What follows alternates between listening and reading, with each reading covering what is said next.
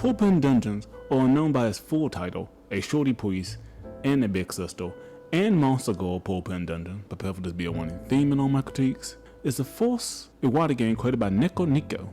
At the time of review, it's currently priced at $4.12 on DL site. It's a very short game with a playtime around 30 minutes to an hour. There are exactly 52 main puzzles with 8 extra experimental puzzles when you complete the game. The controls are tight and snappy enough to make solving these puzzles fast, with a few involving reflexes. Outside of one repeatable glitch in one of the experimental puzzles, there was no moments of unplayability, which is a praise I hope I can have for every game showcase on this channel. For less than the price of a cup of coffee, you can play the false game that you see in ads all over YouTube, and it's worth the asking price. This is the end of the spoiler-free section. If you have any interest in playing the game, then please check it out, and come back to the video. From here on out, I'll be critiquing both the story and the puzzle, so you consider yourself warned. One of the most impressive things that you will know is about off the bat with this game is the sheer number of languages that is translated in. It sets the tone immediately because one of the few only things that translated is the titles and credits. The entirety of the story is told you iconically, leaving most of the subtle details up to interpretation while still having a lighthearted and humorous tone. It starts off with Big Sister Priest giving Shorty a rundown of the mission to treasure hunt a cave full of dangerous monster girls before falling down a hole and into the first series of puzzles. The first puzzle establishes how to interact with the pin, and the character will need to run to the exit to finish the level. Following this is showing how pins cannot go through other pins and that there's no fall damage in this game. These things might seem small, but this game managed to evolve these concepts all the way throughout, which feels very satisfying. The next isn't, however, as we're shown how water and lava interact with each other to create rocks that are safe to cross. This is the earliest that you can learn that lava isn't safe. The problem is that the physics isn't the best in this game, which will create some small headaches, but nothing that is a hard sell. The next has an introduce of spikes, which harmfulness is intuitive. You can also learn that as long as there was a path to the goal, the killer will go across pins to get to it. And this is the end of the tutorial puzzles, and the key ingredients in which other factors will be created to make interesting puzzles. You're then thrown to another cute cutscene that introduces two variety that comes from these puzzles, the monster goals. Your goal is to avoid them, but since they're in a rock scene tied to loss, which is something I normally consider damning, except there is a sort of meta puzzle going on with losing correctly. These meta puzzles are one of the weakest aspects in the puzzle game in my opinion, as all solutions to do these are simple. While it does allow people to get to the part they want faster, it feels like a waste opportunity to explore the creativity here. The first puzzle with the slime girl shows that they operate just like the hero and run towards them on sight regardless of what dangers are in front of them. The next puzzle showcases that the hero has an ever so slightly faster run speed, which will come back to haunt us later. Might be mistaken to think this puzzle is a duplicate, but there was one key important thing being taught here, which is using the familiar setup to show that the lava can destroy the chest, which will result in an instant loss. We get a new monster girl in the next level who's hiding a secret, but for now, she's someone who throws out a projectile on sight at Shorty. There's a short delay between noticing and the attack that is used to avoid losing. If you haven't learned yet, then the puzzles afterwards show that all the hazards here also affect the foes. 2.5 shows something that is run to the ground in this game, which is the Go-Go Girl secret that I hinted at earlier. You learn that it isn't just the hero who is attacked on sight, but everyone. Otherwise, you succeed the same way which you've done before. I hope by going through these puzzles, you can see how every single one of them is trying to introduce subtle or new mechanics. It keeps the engine going by showing us more physics, while objects interact with slanted pins. The finale of section 2 puzzles ends on a freebie, but shows that other gargoyles will attack each other. That way there isn't any confusion. The next cutscene now follows the police girl discovering the Belle Disguise statue fetish. We get a character switch that has no gameplay changes, but the first puzzle shows off a problem with the lava that I hinted earlier. 3-1 established that you cannot rely on it at all, and only by avoiding it can the puzzle be completed. Funnily enough, the next puzzle has you doing just that with the new pulley pin, and that rocks turn lava into more rocks. 3-3 is our first official duplicate, as you've seen this puzzle before, but now it has an extra pin. If you made it this far in the video, then I would love to know how you would improve this, because this has stumped me. Thankfully, we get introduced to the glitchiest monster girl yet. She walks on sight like the gargoyle, but it's an instant thing with her. Thankfully, you cannot glitch around as an induction, but does establish that there must be a wall between our heroes and this Medusa. If you're on the fence about physics, then check out the following clip, and yes, that one pixel of lava does make this unsolved, despite following the intended solution. We finally get a puzzle involving reflexes that timing might get people who are autopiloting the auto operation style of puzzle on awful hill. Just adjust your timing and enjoy the physics engine doing its damnness to function. 3-7 feels rather unneeded, and explored with a solution that feels rather creative but still highlights the problem. And the solution to this is really simple. Have it so the gargoyle is facing the heroine, that way she can still be destroyed by the spikes. But even with this change, you can feel the brakes being pumped here. If there was ever a time to introduce a monster girl, then it would have been here. Perhaps one that reverses the direction of friend and foe. Final section 3 puzzle does show that the stone gargoyles cannot be turned into stone. Now, it's a good time as any to talk about the music. If you've been in this build for a long time, then you likely hold all these tracks used before. A conceit in this genre is that the music made specifically for these games are well. There will be some wide scenes with custom soundtracks, but let's set this as a standard. The only noteworthy thing to mention about the music is that while the option does provide several different languages to choose from, there is zero option to change the sound settings.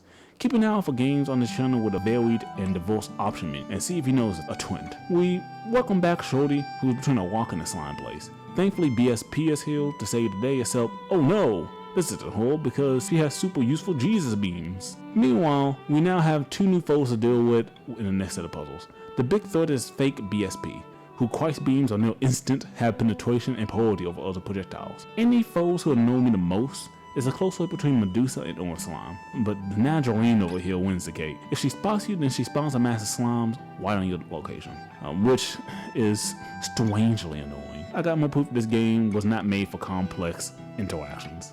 The solution feels sloppy, and that feeling stays for the rest of the game from here on out.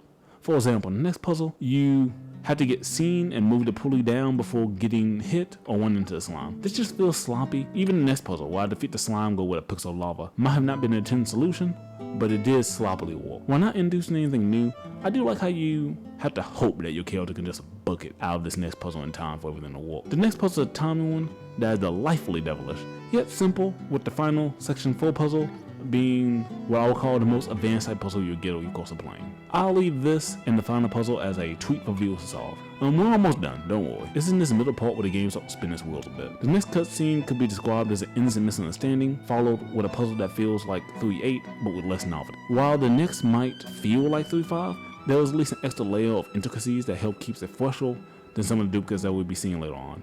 5-3 is interesting due to all the interesting ways that you can fail it, but further makes me wish that if they was going to lean into this, failing as being a reward, then they could have done more with the concept. It's shallow advice, but levels like this really could have stood out with a unique monster goal that was difficult to get alone. The following level introduces a trend of having 3 monster goals to test the player on what they learned so far. Sadly, despite the flavor, the puzzle ended up being easy. We switched up characters mid-section so that the player has a chance to have the orange slime go and the priest goal meet. The chance for the moment to be unique is missed by them being paired for the next few puzzles. If you can find some logic as to why the priest girl's moves rather on her own than for the sake of the puzzle, then I would love to know. 5-6, outside of giving you the option to immediately fail, brings back the bit of that sloppy taste with the reflex-based puzzle. This puzzle is strangely unique, but only because the pulley pin isn't used. Otherwise, it would have been a copy of 4-7 or 4-4. The Section 5 finale puzzle looks complex, but really isn't, which is a shame. This makes the following cutscene feel like a breath of fresh air. I'm proud for this game for being able to reference past events, show emotion, and have humor with only excellent sprite work and zero dialogue. For me, these are the rewards. In spite of the bad mouthing of these puzzles, which will continue, it should be noted that they aren't long to get annoying, but with just enough interactivity to make you feel clever for solving it so fast. Oh yay, we're almost done. 6-2 is a shameless copy of 3-2, but replacing the gargoyle with a slime goal isn't significant enough to change the solution. This late in the game, we're finally getting introduced to a new mechanic. I'm embarrassed by how long it took me to realize this was a mirror.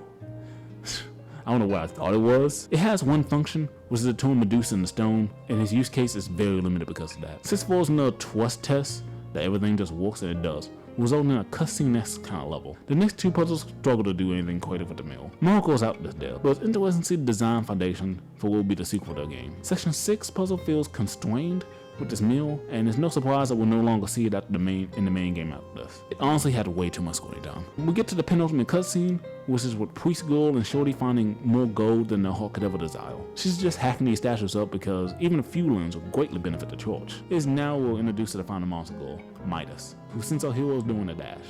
7-1 introduces Midas as another projectile foe who projectile comes out instantly, moves faster than the hero, and can travel downward. God, and that's a lot, right?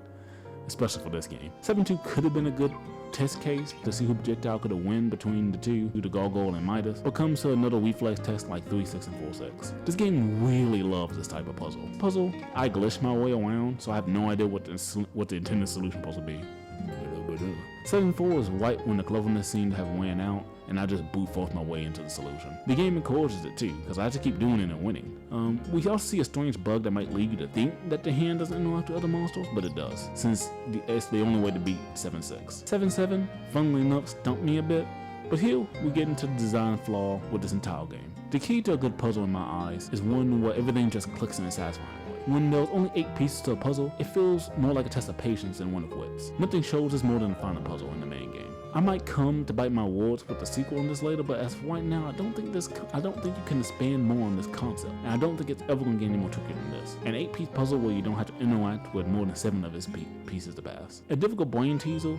This is not. But I never get the feeling that this is what the game was trying to accomplish. If the goal was to explore what the gameplay was in these fake ads and do that, then in that regard, it succeeded. It also succeeded in fully exploring its gimmick, though I do feel like there was a little unexplored space with the meta gameplay. For the experience, it's worth every penny. It's beautifully animated scenes and snack-sized puzzles, which is well defined in the adult space. Oh wait, we're not quite done. There's the EXE puzzles, which feels like cut content. Playing it though, it will have you find out that it was cut for being too similar or too unplayable. Remember when I said that this game was mostly playable? EX8 is the unplayable part, which will bother anybody going at 100% in this game, since the last 4 water scenes are just hidden behind completing it. The game crashed 4 times with the solution just praying that you do everything fast enough and not lingering. So good luck with that, gamers. And with that, we end on 16 minutes, which I think is a decent amount of time. This is my first script. It was written terribly to the point where I'm not even going to publish it for you guys. Normally after this, I will be publishing the scripts alongside of it, but this was just bad. I didn't have time to reread it as much as I wanted to because I wanted to have it out on April the 1st.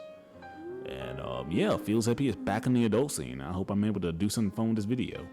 Sorry if my voice sounds familiar and you was expecting more cash hell. And if you don't know what that is, then don't worry about it. If you do know what it is, I'm sorry that I've just got bored of it.